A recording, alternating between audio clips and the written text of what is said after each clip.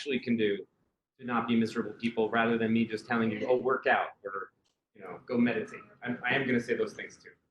But we're going to try to cover a whole bunch of stuff you can do now and the rest of your life to help you out. So I painstakingly took about an hour to try to color in each map, not realizing I should have just shown you a map of the United States. So each one of these countries that are red represent a country that has published a study in healthcare worker burnout, and that there is a prevalence of burnout in every one of these countries. Now, whether, like North Korea or any of the other countries there that aren't highlighted red, do they not have healthcare worker burnout then? Probably not. They just probably didn't publish anything in English. All right, so what's that? Yes, that's 1 in 3. What does it mean?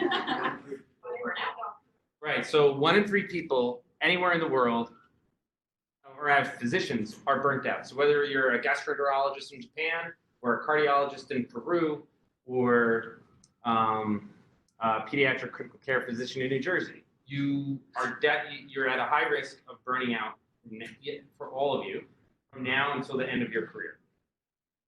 So this is from a study that was started in 2011. The first set here, the first 2011, then 2014, and 2017. From 11 to 14, people used to use that study to say, look, everyone's getting worse and we need to do something about wellness. And then they started rolling out all of these wellness programs that you now see. People have subsequently tried to review these wellness programs to say, oh, they're great. However, when they repeated this study again in 2017, they had a hard time getting a good response rate. They had to increase the length of time for people to respond. They had to use more reminders. And then when they got the initial raw data back, they're like, oh, great, all these wellness programs, maybe they're working. But when you did statistical analysis, there's no statistical difference between 2011, 2014, and 2017. See that people are getting worse or people are getting better. So overall, you can say everyone's kind of staying the same. I included emergency medicine because they have the highest burnout rate, up to about 72%. And then this was the median average for all specialties that they looked at. They also looked at work-life satisfaction. And so what they have shown, which was statistically significant, is the work-life balance satisfaction has just dropped. So this is just looking at general pediatrics and subspecialty peds. The mean, again, we're right about there. And then preventative medicine I put up there because they used to have the most satisfaction, and they had a real significant drop. Or they were about 65%, and then now they've dropped down to close to 40%. And so the people who were the happiest are now unhappy, just like the rest of us. And this is from the same initial results of the study in 2014. So you can see general pediatrics highlighted in blue. We're in the green box. Subspecialty peds, we're in the yellow box. We're not neurosurgery, which is at the bottom of the yellow box. And we're not urology, which is the last one in the red box. That's bad, right? And I don't know why urologists are so unhappy, and neither do they, of course. But what's more disturbing is this box is not up to 100 in satisfaction, as you see on the side. It's only up to 60. So no one is above 60% as far as their satisfaction with their work-life balance. That's not good. I don't think we have any nurses in the audience, but we're going to briefly talk about nurses too. So nurses, they're all burnt out as well. In fact, there's about a 30% average for nurses being burnt out as well, which is very similar to the level for physicians. Critical care nurses, much higher than any other nursing staff, and EM or ER nurses a little bit higher than the average. 27 to 75% of residents are burned out at any given time. That's bad, right? And you would think that, oh, pediatrics, we're a happy bunch of people. We're not that good. So this is, again, all types of residents. 28% of residents have some type of major depressive fit, symptoms of major depression. It's not always that you have to be admitted for major depression, but you're showing symptoms of major depression. Whereas in general population, it's 7 to 8%. So there's something significantly wrong there for us. This is specifically for pediatrics. So in 2003, the ACGME said you can't work more than 80 hours. That dropped burnout allegedly from 74% down to 57%. Yay! right? Only just over half of you were burnt out then. And also, this is before they had good studies to really assess burnout. So the one that I'll show, or studies meaning surveys. So the one I show you later is a little bit better. And then again, specific for pediatrics in 2008, so I maybe filled out this. 20% turbulence, clinical depression in pediatric residents. And then there was a 74% burnout rate in pediatric residents, which this, again, is not good. So just to make sure that we upset the medical students also, there's about a 50% burnout rate in medical students across the United States. That does not, I'm not sure about the rest of the world. However, I can assure you Caribbean students feel the same way. And then about 27.2 suffer depression symptoms. And then 11% will experience suicidal ideation. Yeah, that's not it. So if you, and I'm not picking and choosing an article to show it. This is from a systemic review of a number of medical student articles. And so this is the average. Right? So I didn't want to put bars and really upset everybody, but it can be as high as like almost 30%. All right, so burnout is now finally coded in ICD-11. We're currently using ICD-10, right? All of you are learning how to bill and code. So we're currently using ICD-10. ICD-10, they added burnout after the fact, but it had a really poor definition. So now you can actually diagnose somebody with burnout. However, burnout, there's one caveat, it has to be associated with their work. It can't just be associated with your day-to-day living your life. So if you're just day-to-day living your life and you're burnt out about Maggie's party on Saturday, that's different. But when it's associated with work, right? And it has to include areas such as energy depletion or exhaustion, increased negativism and cynicism, and reduced professional efficacy. Now that's to be able to diagnose it, to bill for it, but you can't bill for yourself, all right? I try to bill for myself. Right. Now, the other thing we all talk about, we all say, oh, well, I'm stressed. Right? We're going to talk a little bit more about everyone saying that a little later on. But you have to understand the difference between what is stress and what is burnout.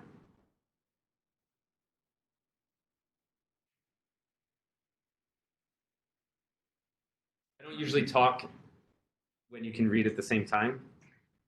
There's something called, like if I talk and you read, nothing actually gets learned. So the most important idea to get across is that you can recover week to week. You're not dreading going to work the next day. You're not dreading seeing people here and there. It's like, well, let's go back to work. I love where I am, right? Versus, oh my God, I have to go again. I don't want to do this anymore. I can't do this anymore. What am I going to do? How do I find another job? I can't take it, right? That's signs of burnout, not stress. Stress is just like, I had a crappy day. And then in the morning, you're like, all right, let's go see Vikas. So then burnout, you're not recovering. You just constantly feel like you don't have any energy. You're not bouncing back the way you think you should. Again, you see the building maybe and you're like, I don't want to go inside. I just don't want to go inside. And you sit in your car with the heat on for a while. I know what you do. Right? And so what does it look like you're exhausted? You become a cynic. Meaning you pick on everything. You can't find a happy thing about anything that you're doing with work, which may extend out into your home. You wind up getting compassion fatigue. Compassion fatigue is when you really start blaming your patient for them bothering you, right? Like, the mom in 23, doesn't she know I need to sleep? What is her problem? Right? So that is compassion fatigue, rather than thinking, oh my gosh, maybe that kid is, going back into cardiac arrest and I should do something. Right. So if you find yourself complaining about your patients causing you problems, that's a huge red flag. And also if you kind of feel like, well, what's the sarcasm I don't always talk about because I'm very sarcastic. That's a normal human method of humor, or also for, what's the word? Appropriate, dark humor, or appropriate coping mechanisms. But if you're feeling like, what's the use? Why should I even bother doing this anymore? I don't want to do this. Why the hell did I become a doctor? Like those types of things that are signs of burnout. Doesn't mean you're burned out. Just signs of burnout. And people used to use a fuel tank, but I think everyone can understands battery is better. So the top line is stress, right? You're charged up, you're ready to go, you keep keep going. Maybe not, this isn't every week, maybe every month this happens, right? But eventually you're charged back up, you're ready to go, you're excited, and you love work. And you all have those moments when you do a great job with a patient or when you finally finish the project, you feel energetic again and you actually enjoy going to work again, right? So those are good. But when you're really burnt out, you're the bottom row, where you never quite get to a fully charged. You always feel uncharged. And then it's not just in one, like overall, there's multiple areas of your life where you have to make sure that you're replenishing that battery. Because if you're physically fit all the time, great. But if you're mentally, emotionally, and spiritually like washed out, you're still going to be miserable. Right? How do we measure these things? Well, they're broken up into multiple components. The 4 components that we can really measure well with surveys are these 4. Emotional exhaustion, which I think is kind of obvious. Depersonalization. And that's not the psychiatric disorder depersonalization, but it's similar to the symptoms of, where you kind of see yourself from the outside. Like you may be walking or driving to work, and you just kind of feel like you're not there or going through it. That's a huge red flag. Lack of efficacy, meaning like, if I don't do it, it doesn't matter. Like, what's the point?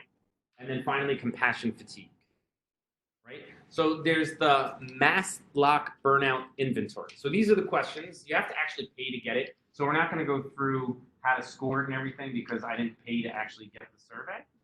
There's a bunch of other surveys that kind of mimic it online that you can do if you want. However, these are the questions. So just try to quickly read through some of those.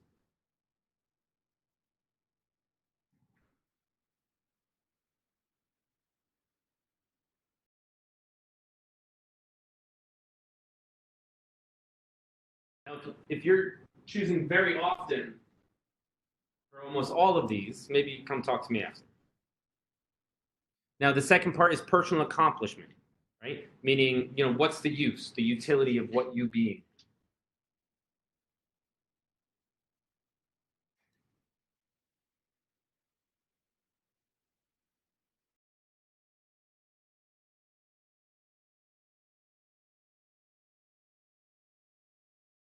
And then finally is depersonalization.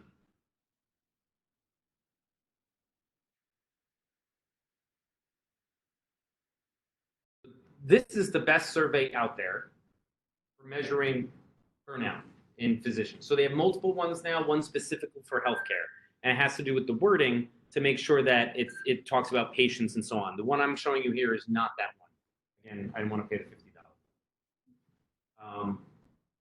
So every study that you read as far as a burnout survey, if they didn't use this survey, I'm not saying it's not a good study, but it may not be the best study unless there's a new survey that's come out since that has been shown to be more robust.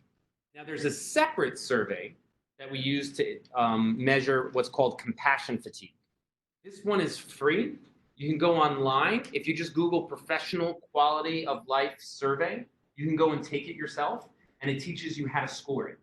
Becoming familiar with it is extremely important because then you can recognize it in your colleagues, or you'll be able to recognize it in yourself as you go forward. So if you are starting to experience compassion fatigue, that is a huge red flag for burnout. And it's something that you need to make sure that you address. All right, so why do we get burnt out?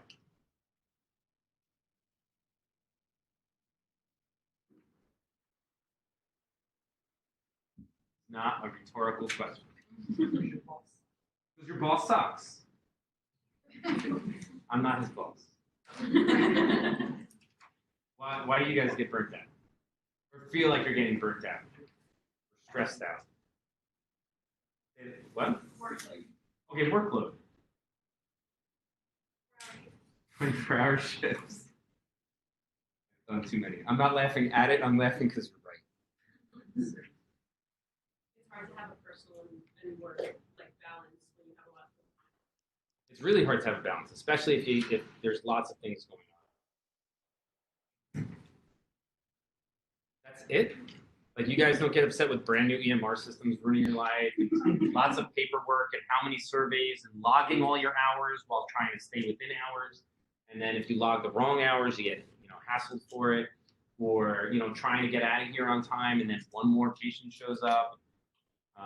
We can go on and on. There's been lots of things that have been looked at, right? But most physicians say that they're not getting enough sleep. And that's one of the number one things that is adding to them feeling burnt out. Some of them say that they just quit, they want to quit medicine, or that 41% say they want to just quit medicine overall because they feel so burnt out. Many of them say what adds to it is also their BMI is going up. I don't know anything about that. But again, this is just a nice snapshot, which I'll send to you guys later, about all the things affecting us. And then for students, what are the things that affect students? All the same or similar types of things that affect attendings, residents, and nurses. But then they have all these other like hugely stressful events in their life that they're just told, don't worry, you'll be fine. You will. Right? And the reason you need to care more and more and more and more about this is because this is true. This has been shown over and over and over again. Now, if you look up the federal study, blanking on who does the federal study for workplace suicide? Not the EPA, not the FDA, the CDC. So in the CDC, it says that construction workers have the highest suicide rate. Just turn your microphone off, please. So the CDC has the highest. The CDC says construction workers have the highest suicide rate. However, depending on the study, physicians do. So it's not a competition. I don't want to be the highest, right? And how many exactly? Anywhere between 28, 40, 100,000 physicians have committed suicide, and that's more than double the general population. Female physicians, their rate is not as high as male physicians, but their completion rate is higher. So when they want to do it, they follow through better, which actually makes their not just suicidal attempt rates higher, but actual suicide. Nurses have similar rates to physicians, just slightly lower.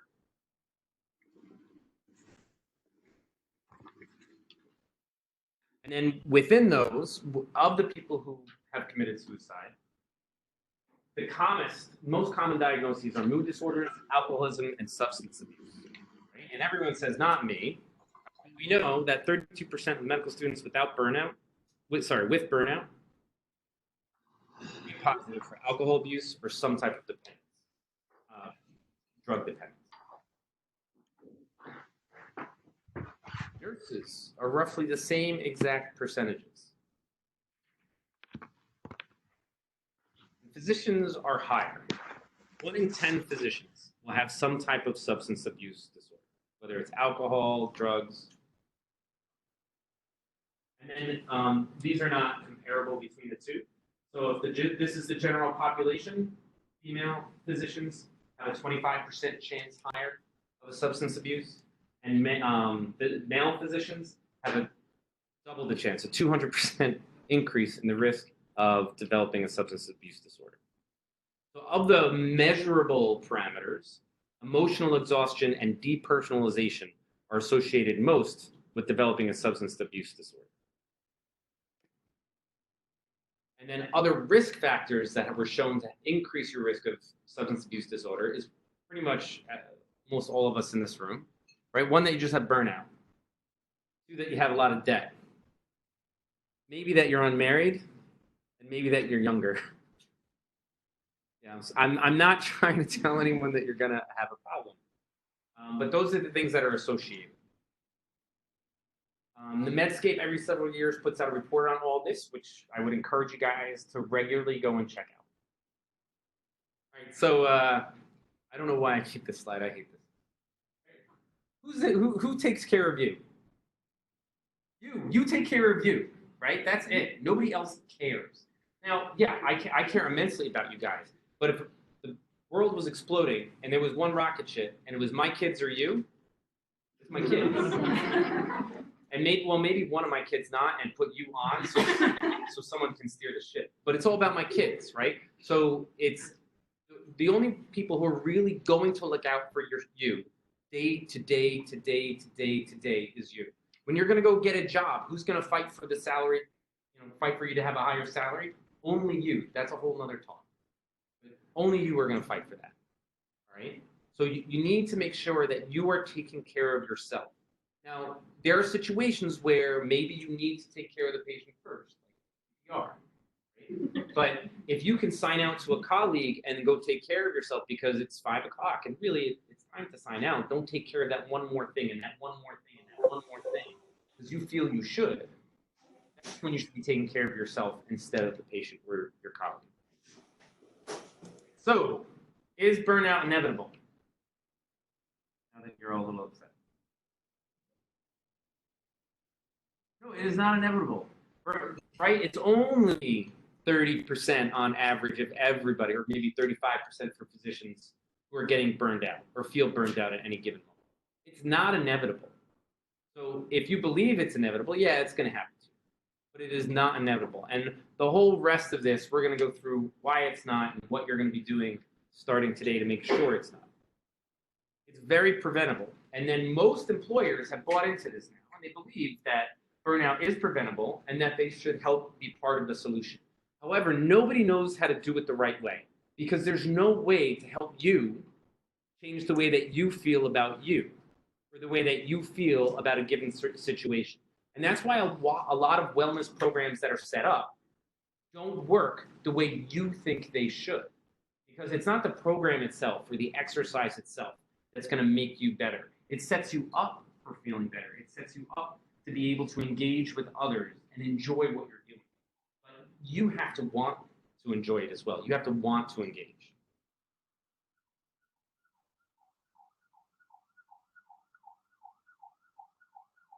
So while I wish this was my hospital that said this is what the CEOs at the most successful companies say. I don't know if they believe it, but this is what they say. Does someone have a phone on this?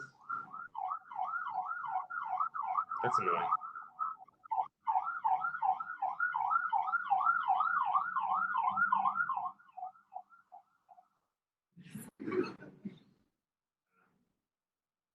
There's an echo some way because we're going through WebEx. Right, so at Google, at Amazon, and so on, this is what they say. They want the best possible people, and they pay them a lot of money to do it. And within the healthcare system, they want the best possible people, but maybe we can't pay for people anymore because of the way that the whole financial systems are going within healthcare. Well, now, again, that's a whole nother talk. Right? This is one of the most concerning statistics, and we'll come back to this at the end. That even if you recognize that you may be depressed, or you feel burnt out, or you're just having a bad day, not a single one of you will actually come and tell anybody or say anything. Stop it. So what do you guys do? Back to interactive. You complain to your colleagues, which is healthy. Okay, you suppress the feelings, which is not healthy. I can to my wife too. She tells me to shut up. Yeah, we take it out on other people a lot. Sometimes not even knowing that we're taking it out on. Or on your dog and your cat. You guys do anything else for you though? Like, what do you do for yourselves? Exercise. I need to do that too. Bake.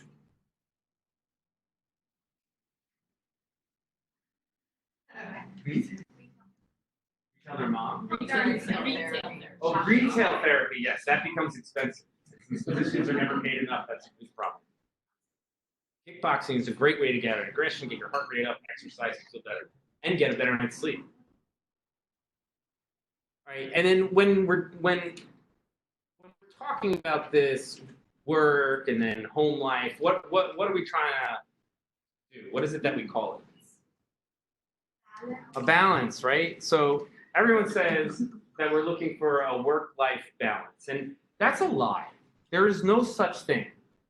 I'm not joking. There is no such thing as balance. And if you've ever had balance in your life, it was a lie to yourself. There really is no such thing as balance. And once you get over the fact that there is no such thing as balance, you're going to be happier. So if you're looking and looking and looking and looking for something that does not exist, you're going to continue to be miserable. If you keep trying to get, so you've all been in a situation where like, oh, if I just, as soon as I take that test, everything's going to be fine. Or, oh gosh, I got to finish my taxes. All right, I finish my taxes, and then after that, I'm going to have nothing to worry about. Right? We've all done that. And then, that day comes where you finish the test, finish your taxes, graduate, whatever. And is everything fine? I don't know if it's worse. But overall, the problems keep coming back. The situations in work, at home, in your karate school, at your rugby club, they all just keep coming back, or other stressful environments keep coming back. There's no balance ever between everything. Nothing's ever perfect. And if you believe that and understand that nothing's ever going to be perfect, all of a sudden it's okay that everything's not perfect. So we'll talk a little bit more about that again later. But this is what you're looking for. You're looking for a work-life integration.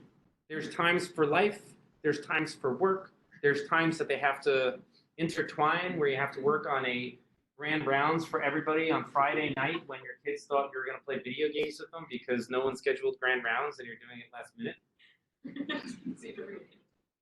I don't know where that example came from. But this is more like what it's also, right? It's a constant balancing act, but you have to integrate everything together.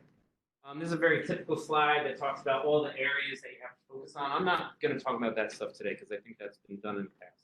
However, going forward in the next 25 minutes, we're going to work on or talk about 10 things that you guys can all work on now. So then that way you never have to worry about burning out, wanting to leave your job. When I finished fellowship, I think I was kind of burnt out then. And then I went into my first job in pediatric critical care where I wasn't burnt out at the end of my fellowship. They made sure I was. So about like 8-9 months into that job, I was going to quit medicine altogether. I was going to go and I started looking to work for Philips, both on the engineering side and then also on like the ultrasound sales side as a physician. I started looking at working with drug companies. I have a family member who's a vice president for Pfizer, so I was going on interviews with them. I actually went on an interview for Zoetis, which is a drug company for animals. There was a lot of things that I was considering doing, and then lucky for me, Dr. Shah called me up one day and said, "Hey, Mike, do you want to come work here?"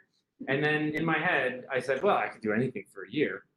I hated that job; it was miserable. We can talk about that another time. But then I came here, and it was a totally different place, and I love coming to work every day.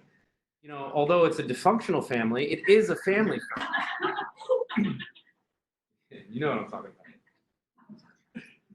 But I love coming here. Even like seeing the spire, where the spire is gone now, but seeing the top of Kings County is like, I enjoy it. I'm happy to come to work every day. Do I have bad days? Yeah, of course. Do I have people like Dr. Shah who I get upset with some days? Of course I do. But I also get pissed off at my brother. You should hear how I scream at my kids, right? I'm not proud of that. So you have to realize that even if you do get burned out, as if you continue to do these things that we're going to go over day in and day out, even when you having a bad day, you're going to be totally fine. All right. So you have to do a lot of mental reconditioning, which is difficult when you've been set up for like what the past 30 to 60 years, well maybe 25 to 60 years to cover everyone in here. And you've been set up in a way to think how you should live your life, how you should react to certain scenarios, what you should do in certain scenarios. Some of which are absolutely great, and other ones which have become really bad habits for you. So first, we're going to talk about the first thing that you should start doing. It's true. All of you in here right now, you're listening to me, but you have this other voice constantly talking to you, constantly saying, "This is ridiculous. Why am I here today?"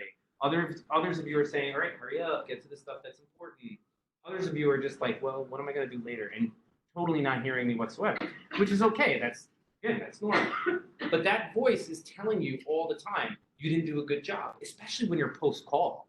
When you're post-call and you made the smallest mistake on like a Tylenol order, you're like, "Oh my God, I'm an idiot. Now the kid's going to he's going to have liver failure and need a transplant." And right, like, okay, maybe not Tylenol, but you've all had that time when you've been post-call and you're thinking, "I did a horrible job." That's a good thing. That's what got you through medical school. That's what got you to where you are now. But it's also a horrible thing because that's what makes you feel like you're never accomplishing anything. You're never getting to the point where you are. I can't teach you how to do this. There's lots of self-help books, videos, YouTube, Vimeo, things you can pay for, things that are free that can help you work through being able to restructure the way that you think of yourself. Right? You have to change your perspective on other things. So let's say I had to go to morning report, right? And I have to present at morning report. And I am super nervous. And why am I nervous? Because that guy is so intimidating.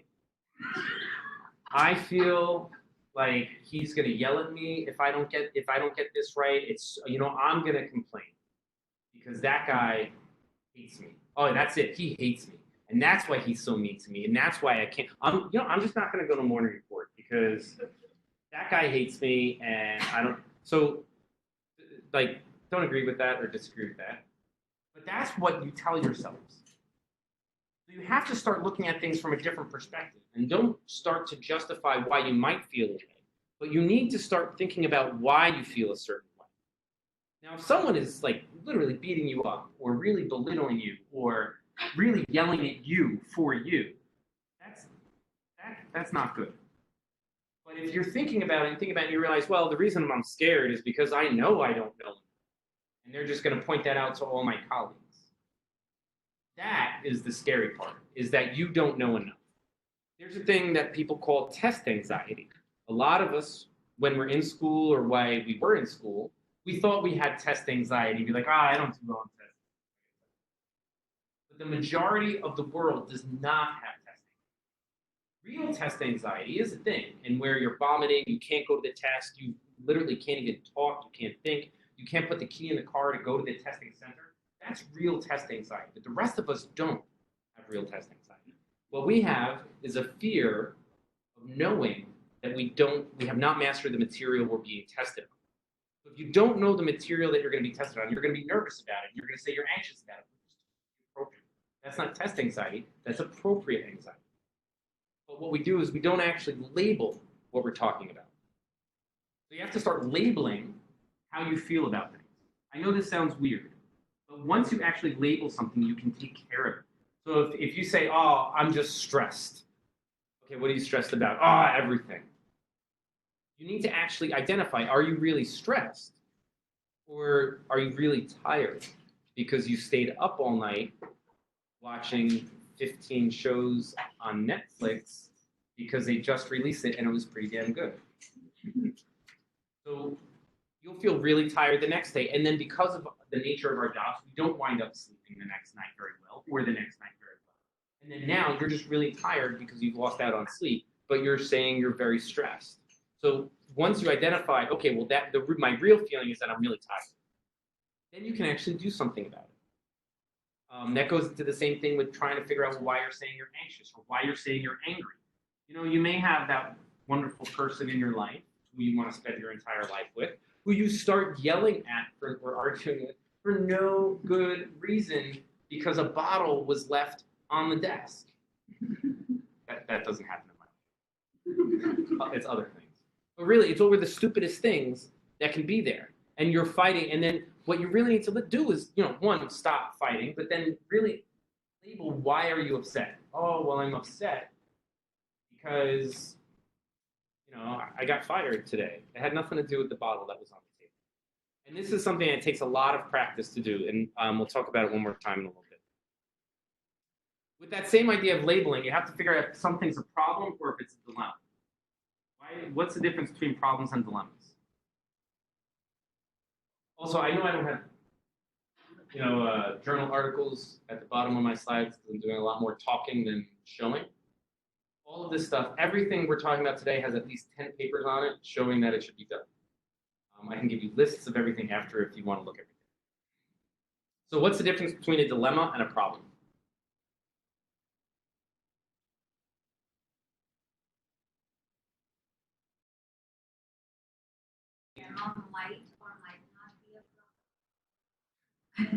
No, dilemmas are dilemmas, problems are problems. They don't equal each other ever. Problems have solutions. Exactly. You've heard me before. This is good. So, like 2 plus 2, that is a math problem, right? A square peg doesn't fit into the round hole. That is a geometry problem. Okay? But dilemmas don't have solutions. There's no like, 2 plus 2 equals 1. Oh, this happened. I'm really unhappy at my job. I want a new job. There's no solution there. There's no simple answer. So read through these quickly and decide if they're problems or dilemmas.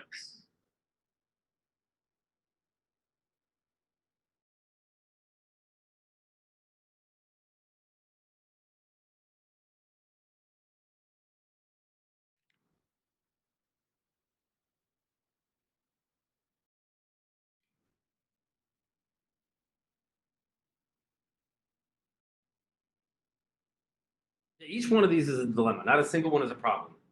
Each one of these is a dilemma from somebody that, or at least one that I've heard in the past year. Right? So then their dilemmas are also sometimes becoming my dilemmas when I'm trying to help them out. Which is another thing that will lead to compassion fatigue that we talked about before. So when you're having all these problems and dilemmas, what do you guys do individually for yourself? What do you do when you have a major concern?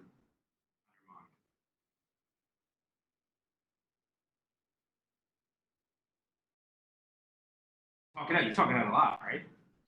Every conversation you have with people, you bring it up. Right? It's always on your mind. You always think about it. Right? You're always thinking about the dilemma. You're always thinking, as we colloquially will say, you're always thinking about the problem. Right? So race car drivers, they can have huge problems or dilemmas as they're driving. So one of the things that they teach them as soon as you start Indy car racing is how to get out of a spin, right? Because if you keep spinning, what are you going to hit? The wall, right? You're just going to hit the wall. So what is, if you guys are going to go into a spin in a car, what's the first thing you're going to look at?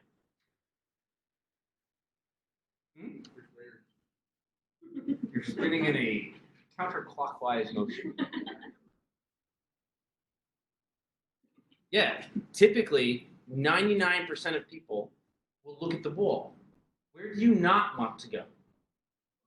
To the wall, right? You want to go stay on the road. So this guy he's a professional. Hopefully this works. So right as he's about, so you can watch the little circle on his head here. He looks one way, then looks the other way. He's never actually looking at the wall. It's a GIF or GIF, whatever you call them these days.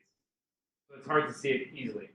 But right now he looks one way, turns his head, looks the other way. As soon as he starts going, the car starts going towards the wall. He's looking on the solution. He's looking on how to solve his dilemma. He's not looking at the problem or at the dilemma. So if you don't look to where you need to go, you're always just going to focus on your problems. This is a huge concept that you have to change how you do things. I talk to a lot of medical students on a regular basis. I talk to a lot of medical students who may not match into the residency or into residency at all. And they think their life is over. Like it is done. They have nowhere to go. And this is definitely not the case. I'm going to stop them. This is not the case. What they're focusing on is that was the end. That was it, just getting residency. So what they need to remember is, what was their goal in life? Well, to be a doctor. All right, so your only goal from the day that you were born was to be a doctor? That was it? Like you came out and were like, doctor! That's not really what it is, right? It was like, I want to be rich, or I want to have a family, or I want to go to Alaska, or like you have all of these other thousands of things that all of you want to do. Right? So great, you get fired from one job, you didn't match, you failed one test, big deal. In the grand scheme of things, the chances of you actually remembering some of these events is minuscule. I was dead set on going to West Point for college. I broke my patella in half, and then I couldn't go anymore. I was devastated, but I wouldn't be here right? And I'm still doing all of the other stuff. I wanted to have dogs, which I had.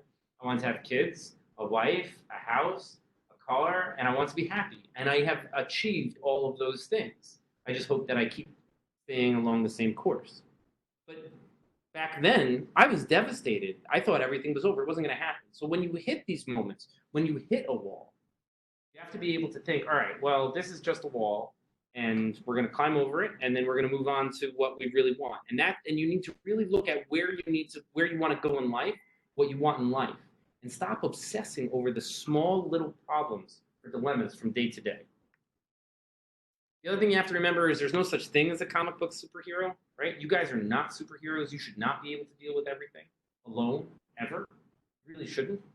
So just like we have escalation policies in the hospital to make sure you know you're not alone and you can always ask someone for help, you can always ask someone for help. So raise your hand if one of your friends came to you asking for help, you would say no way. Go ahead, raise your hands if you will not help your friend. Okay, you guys are jerks. But the rest of you, if someone came and asked for help, even like a little strenuous type of help for your closest friends, would you not say, of course, whatever you need? How many of you go and ask your close friends, or rather, casual friends, for help? You guys are rare. It's rare that you'll actually go and ask for help, which blows my mind because you guys will do anything for almost anybody. I know you will. I've seen you do it. But you will not ask anybody for anything. And that's another thing. You will not ask anybody.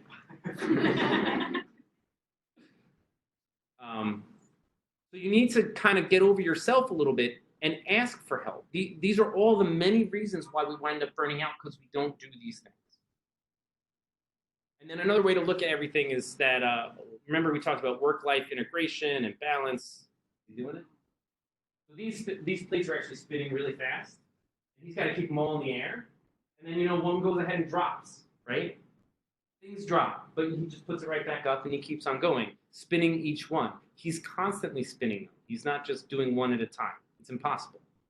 That is a very stressful job, but you guys have, so many more plates that you have to spin. So you want to be not a superhero, but you got to keep going through life as a plate spinner. And while you're spinning those plates, you got to celebrate every single win. So if I was that guy, I would say, I didn't let the plate break. Right? He doesn't have to go out and buy a new one. Awesome. Right? Today, you can say, I made it home from work safely. Yay! You want to celebrate the small wins in life. Now, I'm not saying, yay, I brushed my teeth, and yay, I ate breakfast. Right? But what we all do is we all set up these super long-term goals that are almost unachievable. Or we set up these ideas of ourselves that we have to achieve. Anyone who wants to lose weight thinks, all right, I weigh 900 pounds now. I'm going to weigh 90 pounds in 3 weeks. Right? This is an impossible feat. It's totally impossible. Now, that's a huge, exaggeration.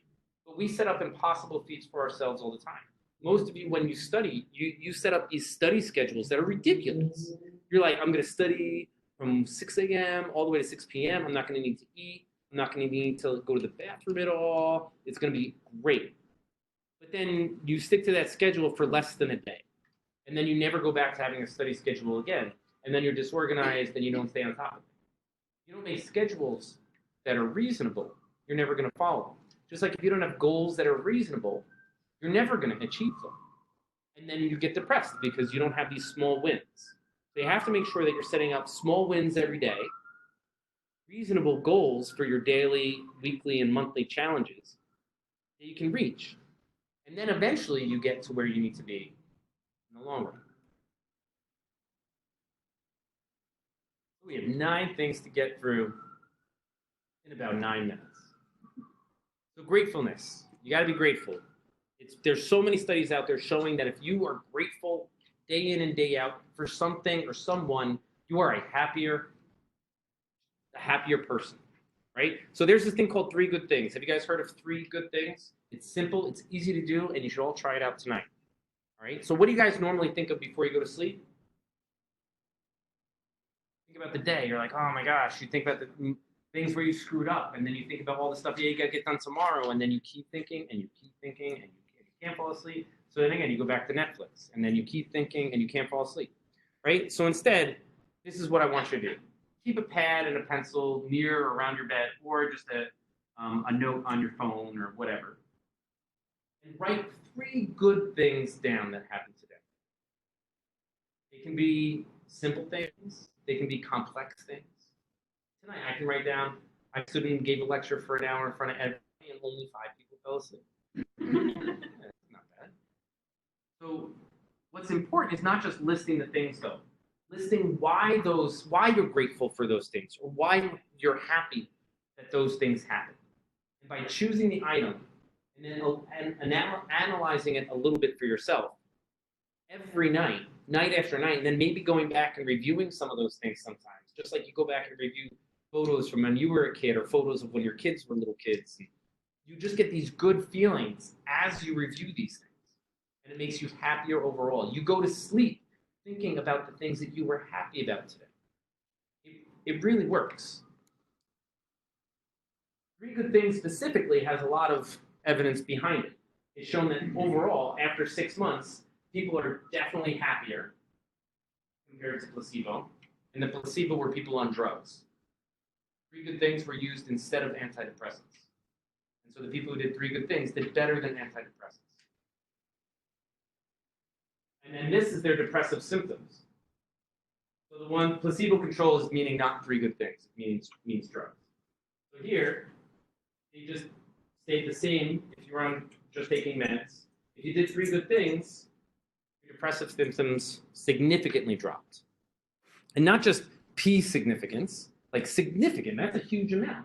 A score going from 14 down to here at 3 months of 9, that's going from I'm really depressed down to, yeah, whatever, that sucked.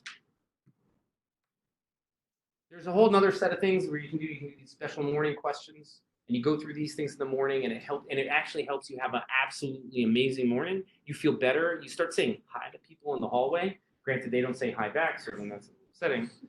And then there's these other evening questions that you can do. These were originated by this guy named Tony Robbins, although now people have gone back and done similar studies. This one was 3 good things, and have shown that these also can help, but they weren't done as robust as the 3 good things. But it's the same exact concept. These types of things are also things where you can reflect, right? So the best way to reflect is start a journal. I have started a journal maybe 1,000 times. I never follow through on it, but I'll do it for like a week or maybe 2 weeks. And these questions and answers that you come up with, just writing about what's upsetting you, writing about what you're looking forward, these are all ways to just be able to vent things. And once you have it on paper sometimes or in an email to yourself, you're able to then just move on from whatever problem it was. You feel a lot better about what you're doing. All right, 4, mindfulness. You have all heard about mindfulness. I don't know if all of you actually know what mindfulness is. Let's see if this works.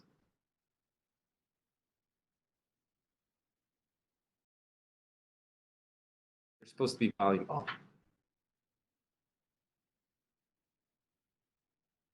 Bear in mind that maybe they have an idea it's about stopping thoughts or eliminating feelings. But the reality is a bit different. An easy way to think of it is to imagine yourself sitting by the side of a busy road. The passing cars representing the thoughts and the feelings. All you have to do is to sit there and watch the cars. Sounds easy, right? But what usually happens is that we feel a bit unsettled by the movement of the traffic. So we run out into the road and try to stop the cars. Or maybe even chase after a few, forgetting that the idea was to just sit there. And of course, all this running around only adds to the feeling of restlessness in the mind.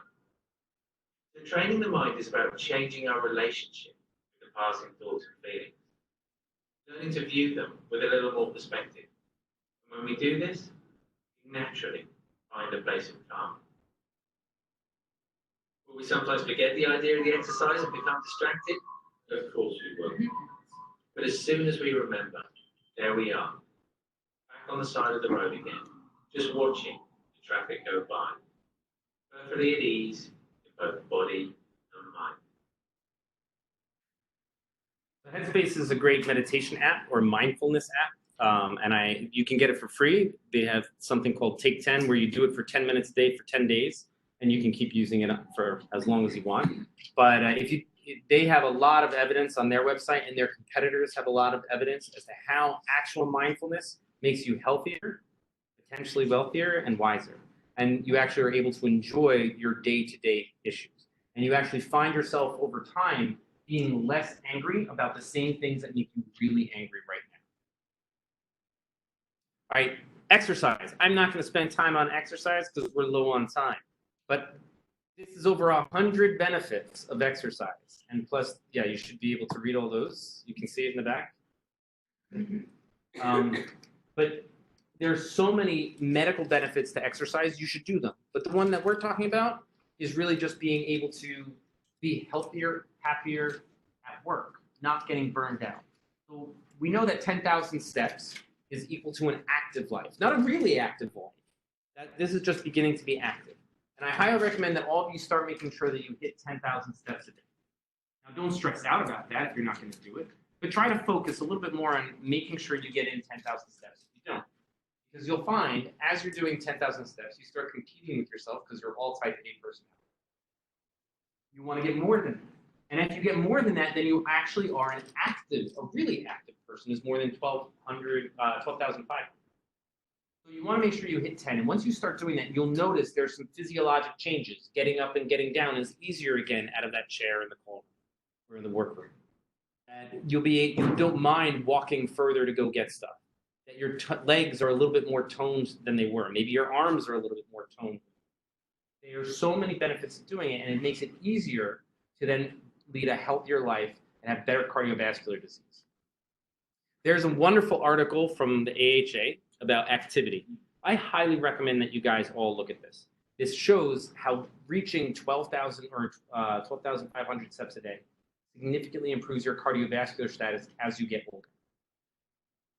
And then remember, if you're healthier, you wind up talking to your patients about exercising and being healthier. They wind up talking to their families about exercising and being healthier. And that's maybe when people stop and start making better and healthier choices for themselves.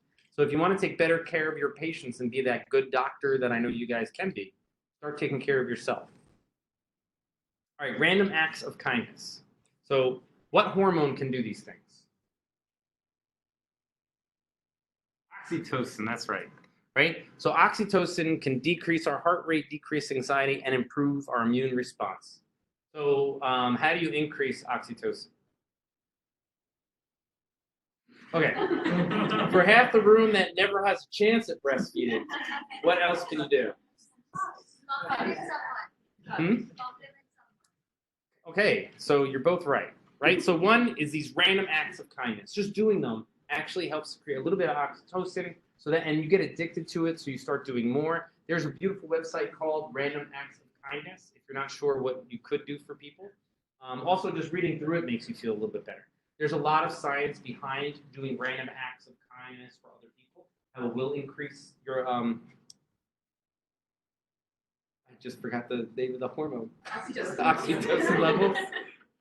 And will help you be happier and more relaxed in any given setting. All right. They also have a whole calendar. There's a whole week in February dedicated towards random acts of kindness. It's the third week in February. So I hope you guys check the website out and start doing some nice things for me. And then the other thing are hugs. Hugging someone, and this is not a joke. Hugging someone, unless you have like real personal space issues, can actually increase levels of oxytocin. And that's why when someone is crying or someone feels awful, your initial gut, most of us, maybe not all of us, our gut reaction is to hug them. And then we think about like workplace violence and sexual harassment. I hope you feel that, right? So, hugging is something that will make you feel more calm over time. So people used to hug all the time. They used to hug hello. We definitely don't do that anymore, especially if you think they have coronavirus. But consider hugging. And when they say hugging, you're supposed to go heart to heart, right? And they've done some science in it, that if you hug the right way and that your chest's touched, then that way it's a better hug. I don't know. It's not me saying that. Sleep. you need to sleep. Poor and inadequate sleep is going to kill you. Hands down. If you're falling asleep on the subway or if you're falling asleep while driving a car at a red light or a stop sign, that's a huge sign of sleep deficit. You need to sleep more. Now, maybe you don't have time to really be able to sleep well. So then you got to make, or you don't have enough time to sleep. There's no set time either for any of us.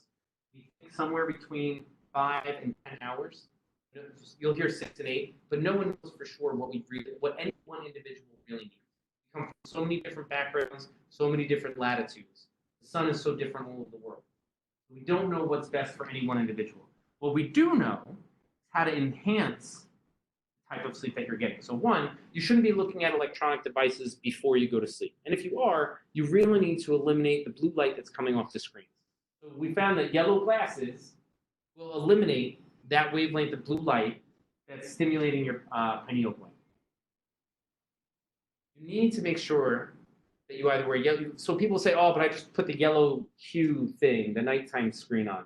It's not the same, right? So wearing yellow glasses is great. Now, I'm not advocating for any one company. You can go to Amazon, check them all out.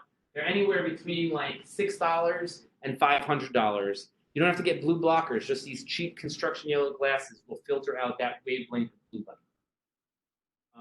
After using them for 2 weeks, you'll see you get such a better sleep. Because I don't expect that you guys are going to be putting your phones down. But even these lights, they all stimulate you to stay awake. The other thing, I got this about a year ago, the Philips wake up clock. It's not cheap. This one's like $109. But I don't wake up to sound at all anymore. It starts off very low and low orange, like the sun does as the sun's coming up. And then it goes up to almost the same brightness as the sun within your room. So I keep this about 6 feet from my bed. Every morning, wake up without a problem. I've never slept through it, no matter how tired I was. My wife, however, is amazing, and she can sleep through it without a problem whatsoever. So it may not work for you if you don't wake up with light. But the majority of people, it works well for. And you don't need this. All you need is one of those plug-in wall timers and a night light, and it does the same exact thing. All right. There's a wonderful website to help you get more sleep. I wish I could go through breathing a lot more, but I don't want to keep you guys here and stress you out about getting to clinic. So you can please take you can Google yoga. Don't Google yoga. You get too many other things. But these are other things that you can think of to help you breathe. What you eat is a huge component of how you feel. How you feel is how you then perceive the world. Right? So if you're interested in eating healthier, that's a whole nother talk also. I'm not going to go through that now. But these are two books and 2 videos that you can watch. I don't know if they're still on Netflix.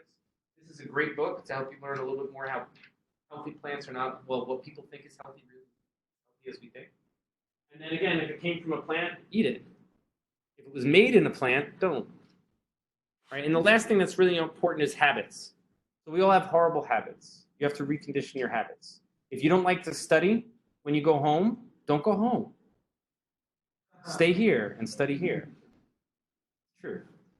If you find that every time you hang out with certain people, you drink too much, well, maybe don't hang out with those people. Or if you hang out with those people, invite them over for dinner instead of going out to a restaurant. Another habit that everyone needs to quit is your phone.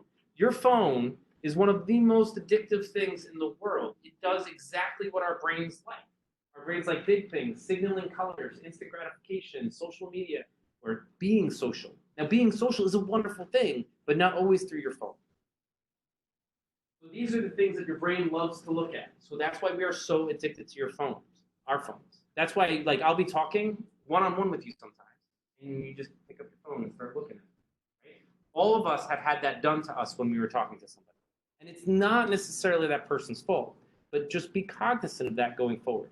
Phones have been shown to ruin relationships, make people more miserable. You start comparing yourselves on social media constantly. Try to stop doing that. I'm sorry I'm rushing. I just want to get to the end and get you out of here. Take your vacations. Over $70 billion of vacation time was not taken over the past 2 years. That's insane. You need to make sure you take your vacations. And when you do, don't do this. Because if you don't leave work at work, you're not on vacation. Dr. Schatz taught me that. And I thank you for it. So SGU students have a page of tons of extra wellness on it. Here at Kings County, we have 2 rooms, relaxation rooms. One is in R2. The other one is in S2, E2. The one in E2 has tons of massage chairs, and they all have incense, and the one in R2 has a guitar in there if you want to play. You can just lie down and sleep, which is what I saw most people doing in those rooms. So just know that both those rooms are totally open. To get to the one in R2, either someone has to let you in or you have to have access to psych. We have eye care here at Kings County. Eye care is great. It basically teaches you how to be nice. And it sounds ridiculous, but once you do it, you're like, yeah, it was actually pretty good. Everyone just wants to do it online, but how can you teach you to be nice and engaging online? So that's why it's a 2-hour thing that everyone who's employed by county is required to do. Through New York City's health and hospitals, if you're employed by Kings County, you have a wealth of resources that you can go through to help you learn and do better for yourself. They focus on eating, your well-being. There's Helping Healers Heal. I'm not going to talk about that. Thursday, you guys have a talk on Helping Healers Heal. That is one of the best things for physicians to help us get over the fact when one of our patients dies or when we have a really bad day. However, if you want to make reference to it, you just go onto the internet here at the bottom. You find Helping Healers Heal, and then you click on one of these. Also, if you go to the section where you pop out the facility and choose the facility, then you find other resources here that says Resources for Residents. Work-Life Matters, Employee Assistance Program. This Work-Life Matters thing has tons of stuff. I never knew about it until I clicked on it last week. It's amazing, and the username and password is here. I urge all of you to go check that out. I'm going to send everybody notes and things that include all of this stuff, probably later in the day or tomorrow, whether you want it or not. And then also, what you should all check out is Committee of Interns and Residents. Right? If you haven't looked, if you were paid by Kings County and you're a resident, you're part of Committee of Interns and Residents. Please go on the website and look at all the benefits that you have through them. You also have benefits through the AMA if you're part of the AMA still, which are amazing for just workplace, work-life integration. If you're a nurse, there's your Nursing Association. Doctors Council has a lot of the same things as well. And also, sometimes we just want to learn, and that's what makes us happy. So county also has a lot of other resources to help you learn new and exciting things, or help you go to any other university or certain universities in the city free of charge. And your own health insurance companies will have a lot of things for you as well. The last and most important thing, so maybe all this stuff is great. These are all wonderful things. Oh, I'll feel great 20 years from now. But what about today? If you're depressed today or anxious today. NYC Well, this hotline has been around for over 5 years now. The entire country refers to this. So they have people on the phone who are trained to be able to talk to you in any crisis setting. Severe anxiety, depression, anything. And then also, if you don't want to go to a physical psychiatrist or get help, there's this website called Talkspace. Talkspace is an online, interactive, cognitive behavioral-based therapy. So you wind up having a therapist, sometimes a psychiatrist that you have scheduled meetings with, talks with, just like you would in person. It has shown significant benefits. And also, who's the swimmer? Who's their spokesman now? Michael Phelps. Yeah. So if you can't remember what Talkspace is, just Google Michael Phelps. It comes up all the time now. And if you don't want to do any of that stuff, call me. I'm willing to help all of you guys out. Especially, what? Not especially at midnight, but if it is at midnight, call me. I'll wake up most of the time. All right. And then the last thing is look out for your colleagues. And the reason why you need to look out for each other is because of this. Most people who are experiencing burnout will not ask for help. So if you're not recognizing in your friends and your colleagues, they're not going to come and ask you for help.